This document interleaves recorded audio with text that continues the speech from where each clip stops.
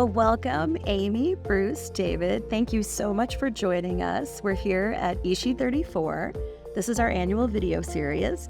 You presented on a panel for us on genetic privacy. Let's get this right exactly. Maintaining genetic privacy while solving crimes. We really appreciate it. It's so nice to have you here. Before we get into details about your panel, why don't we each go around the room and say a little bit about your background? Bruce, you want to start? Well, I'm going to start. Okay. You're close. Okay, well, I've been in this field for over 40 years. I was 26 years at the FBI. After I was paroled from the federal government, I went to the University of North Texas Health Science Center and ran the program there, director of the Center of Human Identification. About a year and a half or so ago, I decided to retire from that. And now my daughter told me I don't understand the concept of retirement, which is true. So I'm building capacity in Africa right now and working on forensic genetic genealogy as well. Fantastic. Amy, how about you?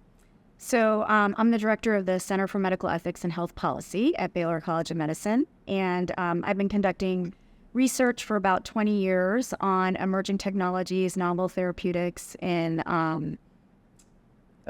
biomedicine. Much of my research is focused in the area of genetics, and I've done a lot of work in the area of direct-to-consumer genetics. So I got very interested in the use of genetic technologies to help solve crimes about 5 or 6 years ago, when the sort of use of investigative genetic genealogy kind of brought together the world of forensic science and direct-to-consumer genetic databases. And so that's the research that we've been doing, and we have some funding to do some empirical research looking at perspectives and policies around investigative genetic genealogy. Fantastic. Thank you. David, how about you? Hi, so my name is David Gurney, and I'm an assistant professor of law and society at Ramapo College, and I'm also the director of the Investigative Genetic Genealogy Center there. And we sort of have 3 goals at the center. We work on education. We have educational programs for people who want to learn IgG. We do casework, entirely pro bono, and we're really pushing towards a focus on wrongful convictions for our casework. And then we do some research and expansion of IgG as well. Fantastic. So, Amy, you were the moderator. Maybe you can tell us a little bit about the panel and the topics and why they were chosen. Sure. So we wanted to do a panel that was focused on the forensic use of DNA in a variety of different circumstances and some of the privacy issues that raises, and then sort of how can we address some of those privacy issues. And so our first panelist really kind of gave us a background of how DNA is used in investigative techniques. And then we had Bruce talking about sort of informed consent as one of the kind of levers that we can use to try to address privacy considerations or concerns. David talked about a second lever, which is through regulation, so specifically state law, and how that's being used to address privacy issues. And then our last panelist was reporting data from our study. That was Christy Guarini, and she was reporting data on the work that we've been doing, looking at stakeholders and members of the public's views about genetic privacy, particularly as it relates to investigative genetic genealogy. I'm sure that was fascinating. Yeah. I'd be very interested to see that study at some point. Your interests lie in ethics and the legal implications of human genetics. How has this evolved over the years? And can you tell us a little bit more about that? Yeah, absolutely. So over the last, 20 years, the use of genetics has become so much more ubiquitous, right? As we've completed the Human Genome Project, we've advanced, the technology's advanced so dramatically, and there's been so many additional ways to use genetic information, some of which is good and some of which is not so good, right? And so we've seen a lot of, I think, evolution both in the ways in which genetic technologies are being used by various actors, though policies that are being enacted to continually try to address issues around genetic privacy, as well as really public attitudes about genetics and how we think about genetics and, the personal nature of our genome and how it's used. And I think particularly sort of, especially in this field, the recognition of just how much we can use our own genetic information to link us to genetic relatives has really been kind of game-changing in how we think about our identity as human beings, our connection to each other, those sorts of things. It's really remarkable watching the changes that have happened just over the last couple of years and what's to come. Yeah. And maybe this is asking too much, but is it right to paraphrase what the study found just very simply, like how people feel about it? So there's various components to the study that we're currently working on. But in terms of the general public, we just completed a survey and we're still in the process of sort of doing some of the analysis. But some of the key takeaways are that I think not surprisingly, there seems to be general support for the use of investigative genetic genealogy for a variety of use cases. But there is concern about genetic privacy and there's a desire for sort of guardrails to be put in place. And so I think the real work is now figuring out what are the appropriate guardrails and how do we enact those. Absolutely. Well, that segues nicely, David. You were talking about IgG, and there are definitely some, there's huge benefits and also some concerns out there. It's certainly been in the media almost constantly. So maybe you can tell us a little bit about what you spoke about and how those concerns might be addressed too.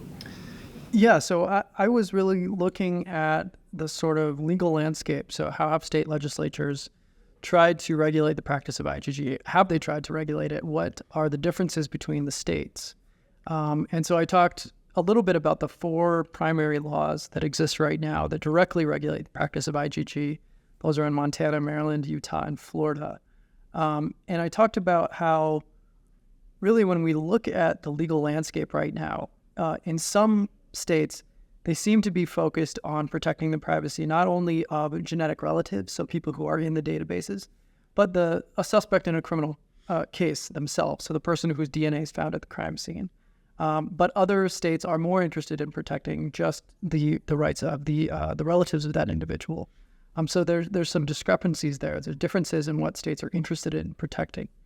And I also talked about how there are some concerns with some of these laws.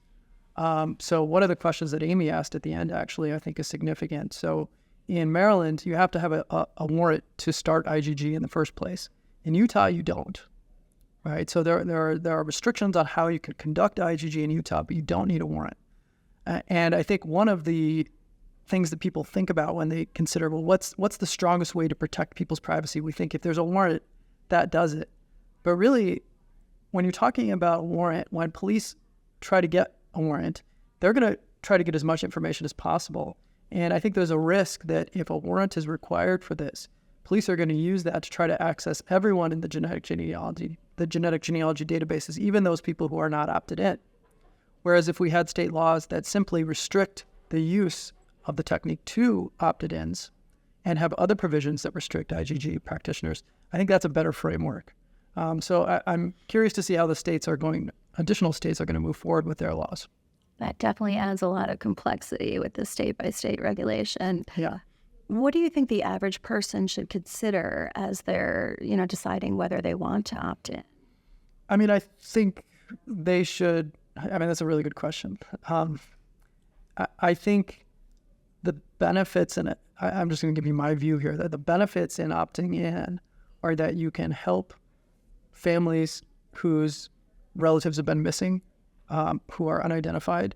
You can help those people find closure, and you can also help bring really serious violent criminals to justice. We're not talking here about people who shoplifted from Walmart. We're not even talking about people who committed minor felonies. We're talking about people who are violent offenders who commit horrible murders, rapes, and in many cases have gotten away with this for decades. The Golden State Killer, of course, is the poster child for this.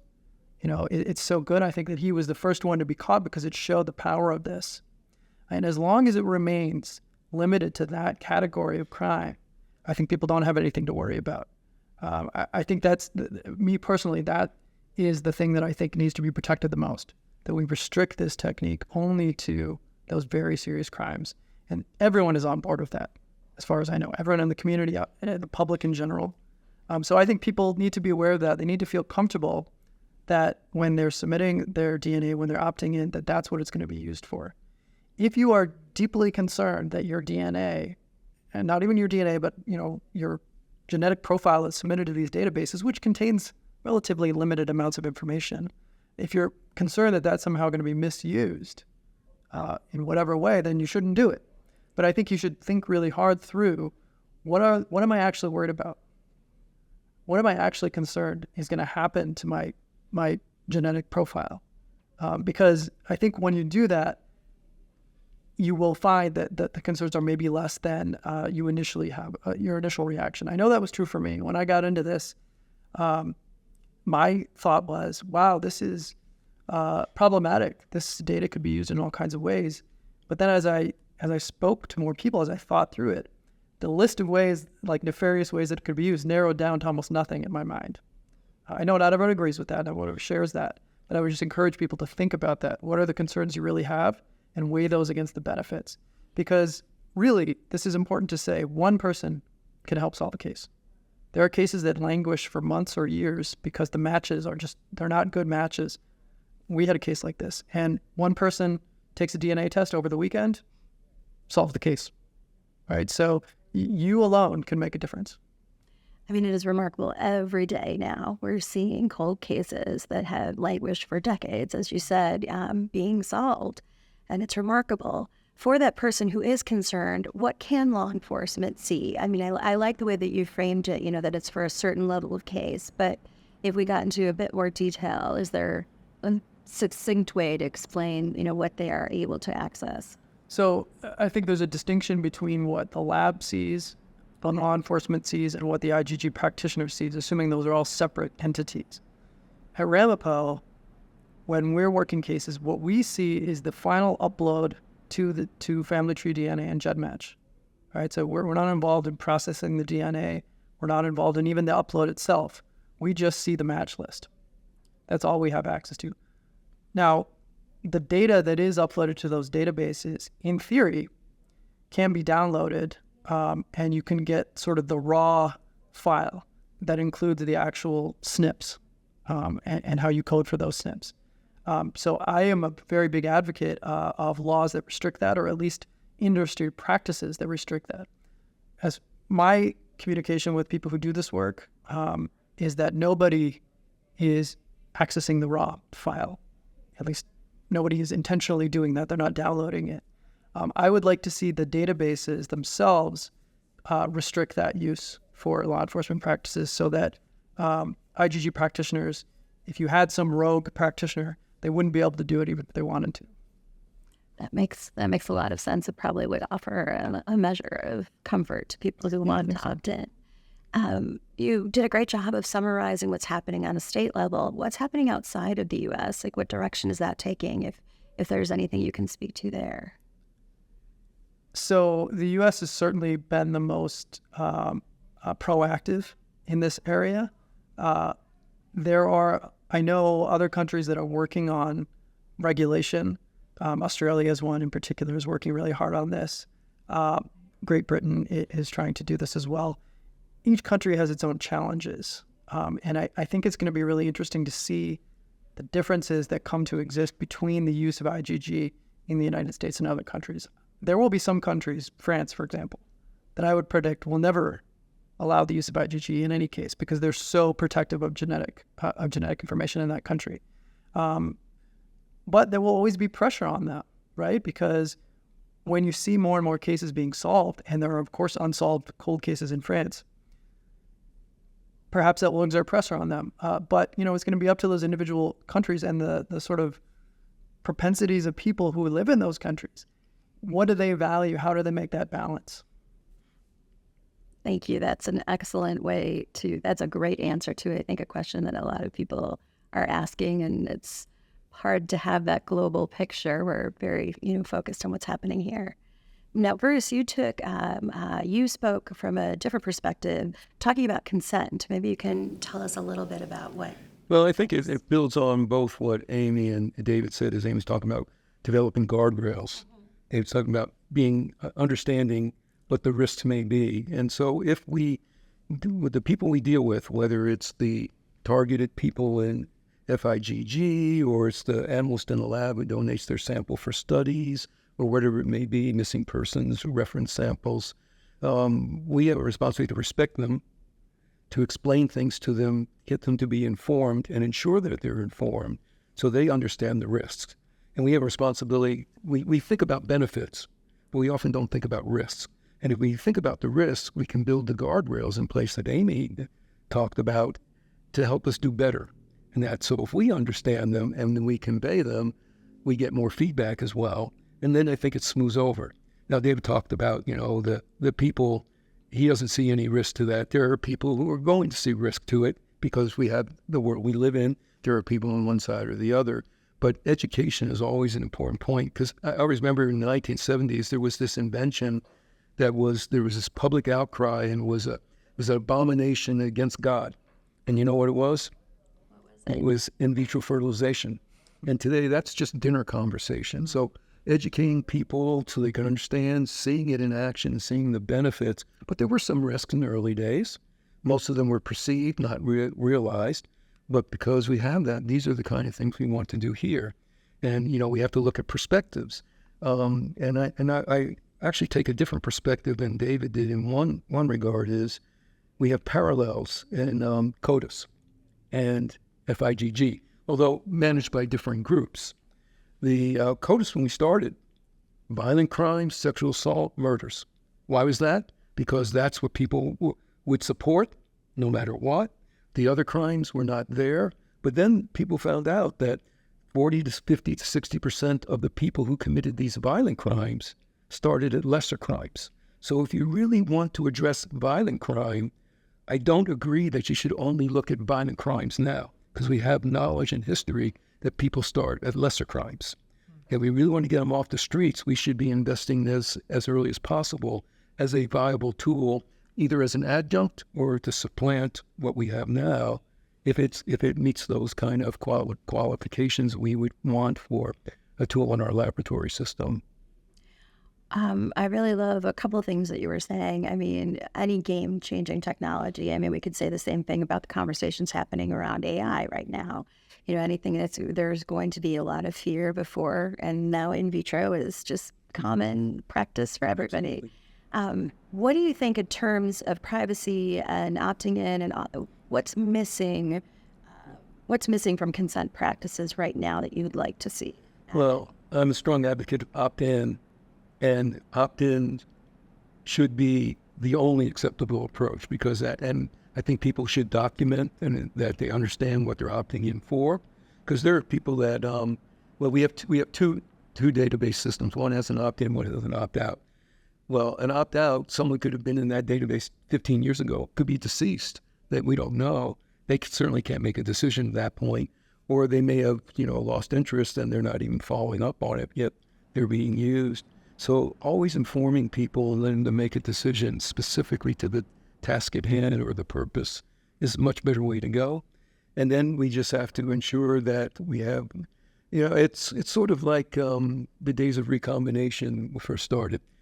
We couldn't control it, but we developed ways to teach people what was acceptable behavior or practices. And I think it's the same thing here. It's not enough just to have regulations. We need to educate people to think what is appropriate in this arena, as opposed to just trying to solve the case.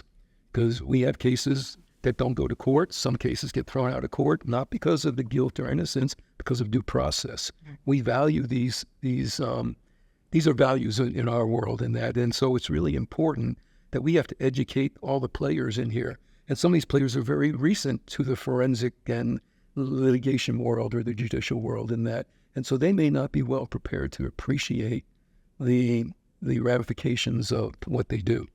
And so we probably could do more in that way as well to improve the processes.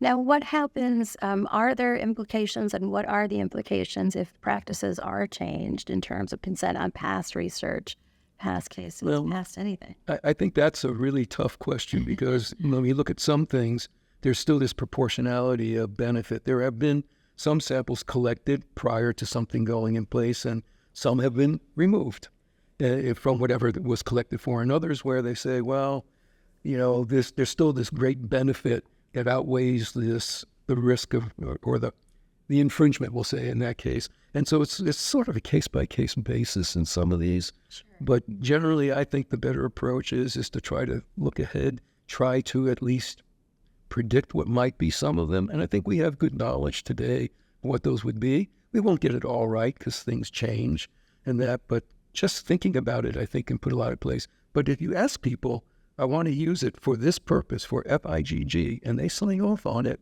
I think then you're really in a safe place. And then, attitudes may change, but as long as they've signed off on it, you may want to revisit it someday or not, and that's another question we'll have to deal with in some time in the future.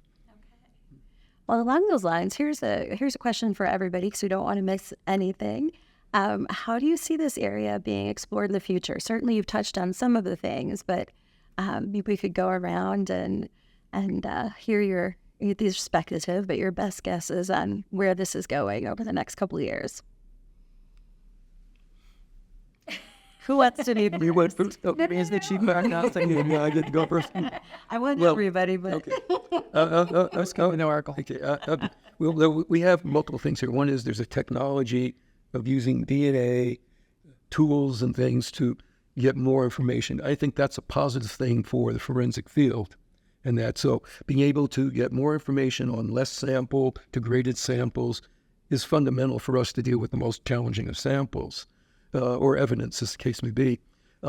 We also have to have better, again, good governance and accountability that I think will be framed out. It's sort of, some things have happened recently, and so people are bent and broken, but sometimes you're bent and broken, you get to really reshape better because you've learned from that. So I think we're going to see better thinking about it, better conditioning, but I will expect to predict, I don't know. But we're not close to this. I expect that there's going to be, to me, this is a real shift, and we're going to see more of it because what we have is a world where, if we talk to people in CODIS, and I helped start CODIS, so I'm a proponent of it, well, we can't change anything because we got 20 million profiles in it. That's a very naive way to think because most of those profiles are depreciating because, as you get older, you don't commit crimes that you commit when you're younger. So those you put in 1998 aren't the hits of 2023. So we're investing in something where most of them are no value. But the question is 20 years from now, there's still going to be crime. Do you want to use a 40-year-old technology or do you have these advancements? So we have to start thinking about what are the best tools as we go forward, even though there are all these profiles in the past. But it may not be so painful to move ahead. Thank you. So I'll go next. I would say I'm not entirely a technology determinist, but I think Bruce makes a really good point that if we look at sort of all past technologies, they usually come with a lot of trepidation in the beginning. And I think we're in that, and for good reason, right? Because you want to be able to think clearly about what should the parameters around this be and what protections need to be in place for this to be implemented appropriately.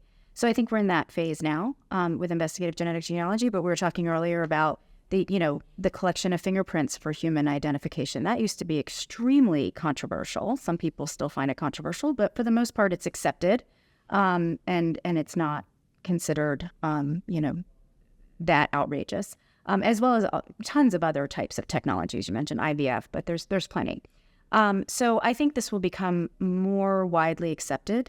But I do think it's really, really critical that in these early days, we put in the appropriate safeguards. I would really love to see a focus on downstream accountability for bad actors. Because I think that, there's two ways to kind of address concerns, right? You can take it from the front end and say, we're going to limit access. We're going to put stringent informed consent requirements. We're going to put stringent regulations of who can access, how they can access, what they can do with information. And you can also address it from the back end of saying, even if we have some looser guardrails around the access, we want to make sure that those who are accessing aren't using information in ways that are harmful to individuals or inappropriate. And we really, in our society, have done a really poor job, I think, of creating the accountability structures at the back end. So I'd love to see more of that. I don't know exactly what that would look like. It's a hard problem that nobody has been able to solve yet, but I think it's really important for the field moving forward.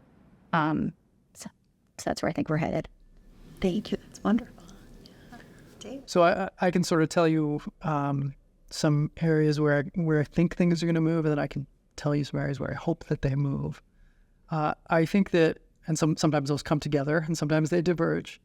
I think we're going to see a regulatory framework that develops around this field that is going to be multifaceted. So I think there's going to be,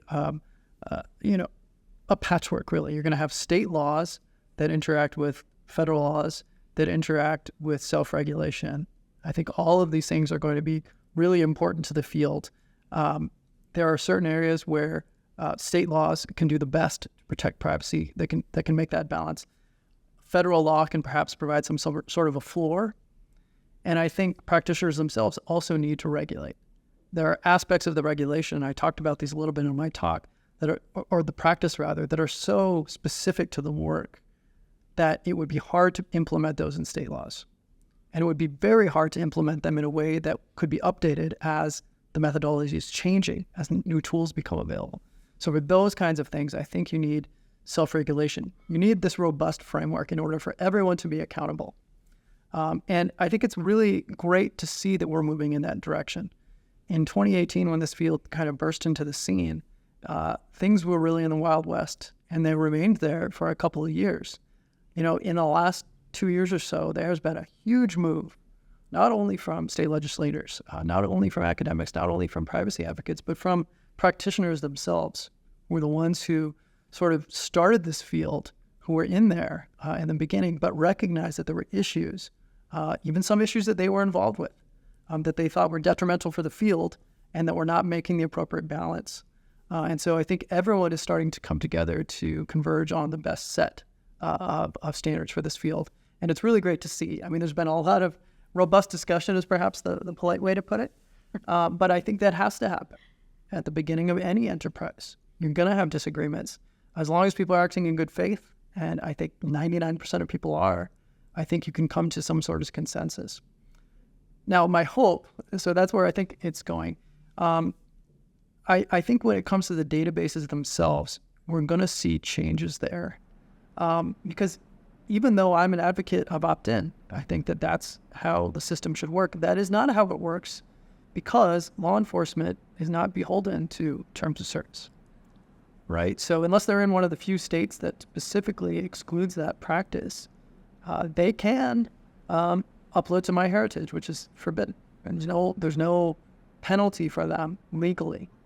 And so even when people think that they're opted out, you can't know, even if 49 states have robust laws, if there's one state, or if the federal government doesn't have a law, so that the FBI and other federal actors are not beholden to those state laws, people can't really know if their information is being used against their wishes.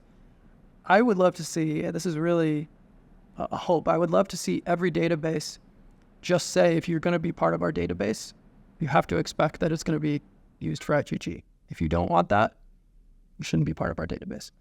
I don't think they want to go that direction because they don't want to lose users. But I think that would be the safest way so that everyone knows exactly what they're getting into.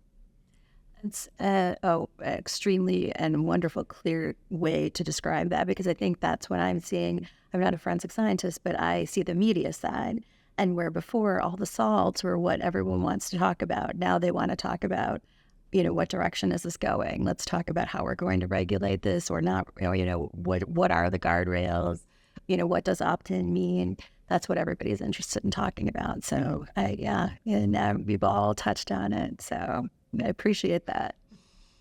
So before we let you go and enjoy your evening, is there anything from each of you that we've missed that you really want to make sure we include in the video that we haven't talked about? Maybe something from the questions that came up during your panel. I'm sure there were many. I can only imagine.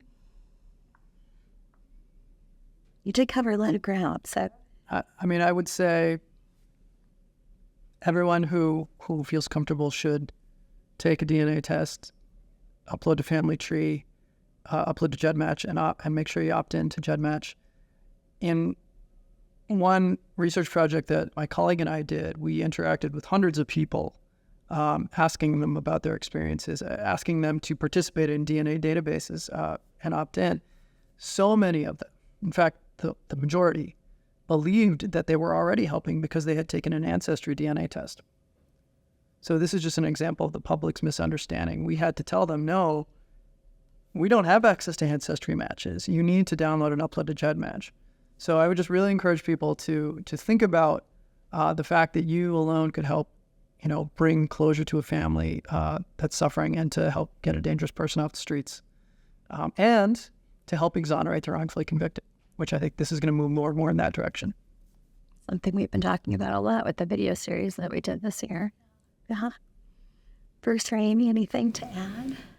I mean, I think just going back to the focus of our study and what we've been working on, what's become really clear is that this whole field is motivated by sort of public trust and public opinion, because these are databases that people have to opt into. And if there's a lack of public trust, or if there's a perception of abuse or misuse, they'll pull their kids out and the technique won't be available.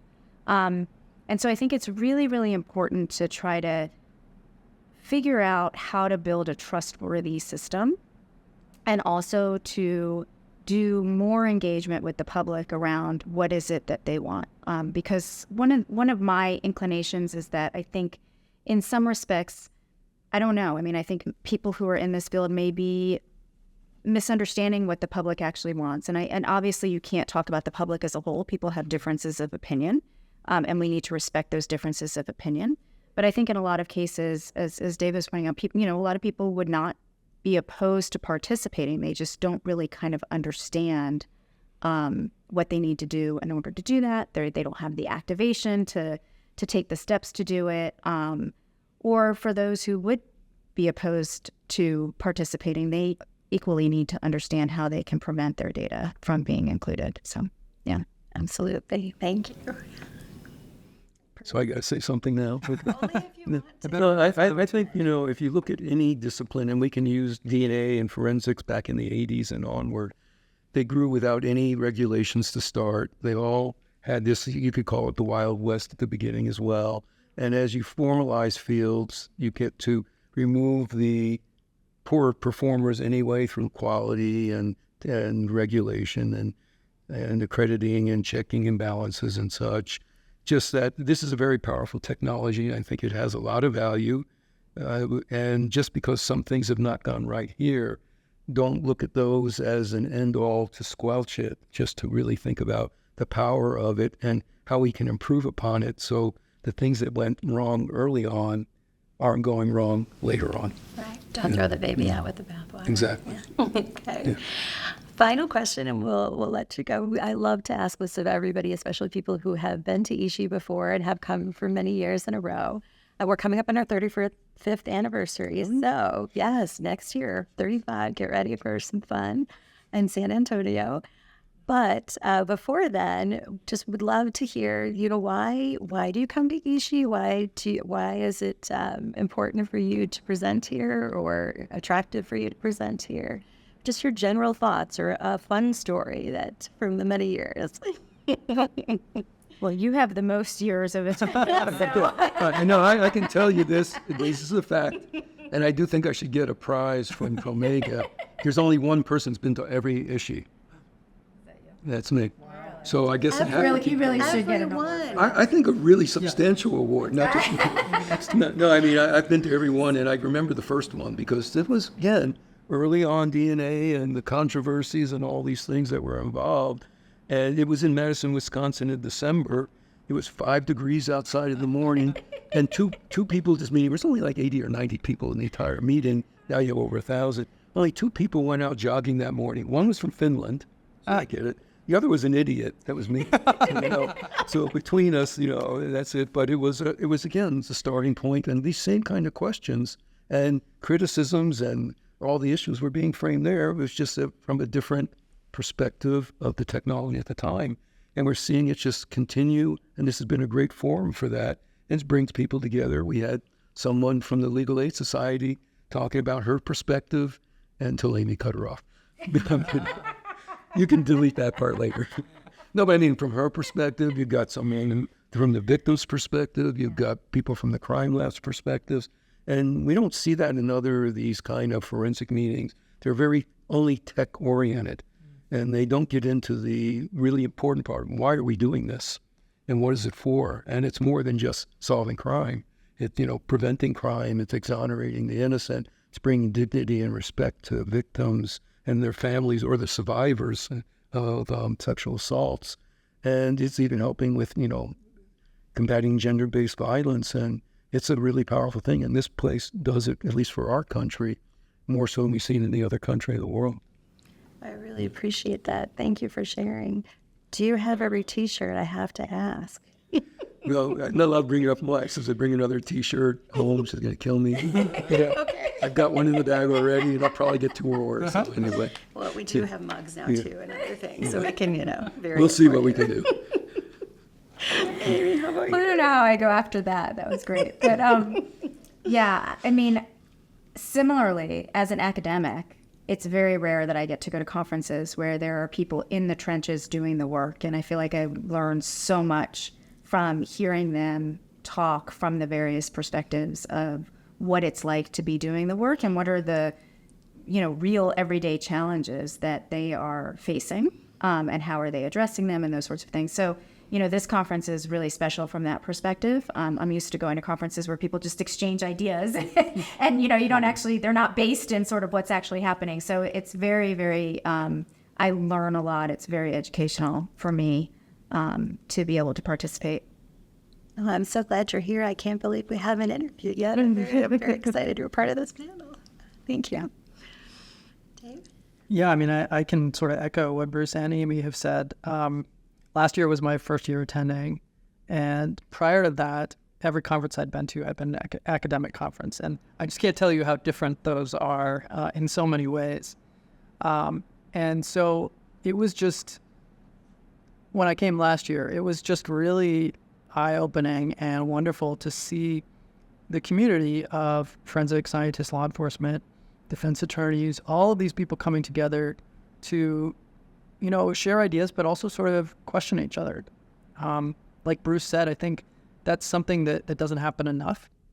And it's so important, especially as new methods, new technologies are being developed, that people are open to criticism, that people are open to rethinking, and that they're not allowing their stubbornness to get in the way of doing what's best for the field and what's best for the public. So yeah, I mean, it's just, it's a humbling conference to come to too. I mean, to be able to talk to so many people who are pioneers of so many aspects of forensic science. It's just wonderful. I mean, where else could you do that? Where you could meet Bruce one day and Greg Hempekian the other day, a pioneer in the Innocence Project. And so it's just wonderful. Well, I have to tell you, we are so honored that you're willing to come and present such a fantastic panel and be with us. And we hope that continues for years to come. Bruce, I hope we can get not only at the 35th, but at the 40th. Well, maybe someday. I'm going to probably opt out someday. But not yet. Not yet. We need you next year. We need you in San Antonio. Well, thank you all so much. I really appreciate it. It's been wonderful. Thank you. Yeah. Thanks for having us.